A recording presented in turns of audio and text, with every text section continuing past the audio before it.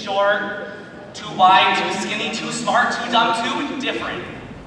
A local high school student won't be walking in his graduation, and it's because of what came next in that speech.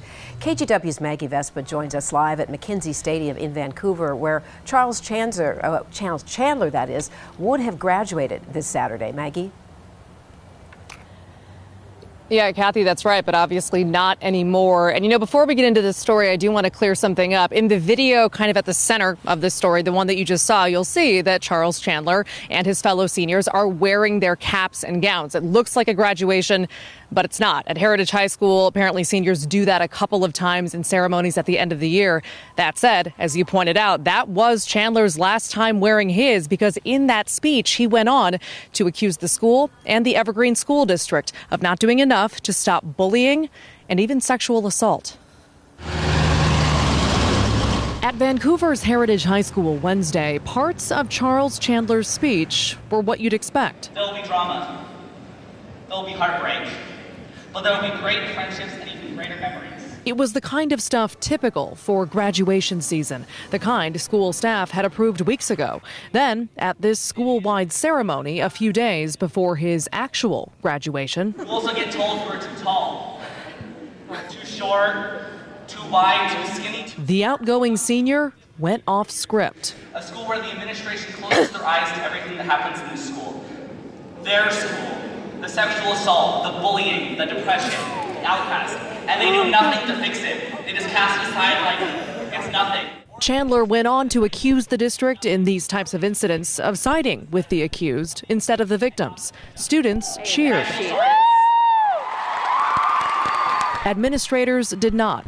They confirmed Chandler will not walk at Saturday's graduation. Do you regret doing it? No.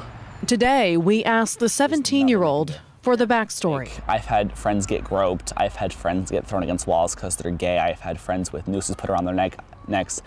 I've had friends who've had trash thrown at them or chairs thrown at them. Chandler didn't want to give specific details, but he says in each of these incidents at school, no one was disciplined. Administrators are pushing back. In a letter sent home to parents today, Heritage's principal wrote Chandler's speech had many inaccuracies, inflammatory statements, and unsubstantiated accusations. He wrote, despite what Chandler said, staff are dedicated to students' physical and emotional safety, adding, quote, even when speaking about very real and serious problems in the world in which we live, if they add untruths about other people, including students and staff, it can be considered harassment and bullying. Chandler says his goal isn't to slam the district, but to force change. He has this message for younger students. I want them to know that the school is still a safe place, but if anything does happen to them, they need to speak up. And they need to not just go to the administration, but find other ways to get help.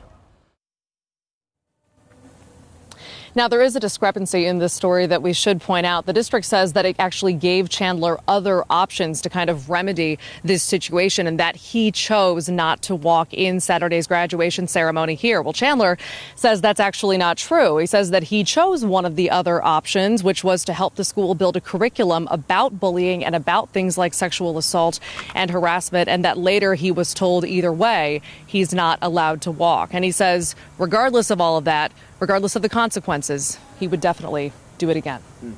Back to you. All right.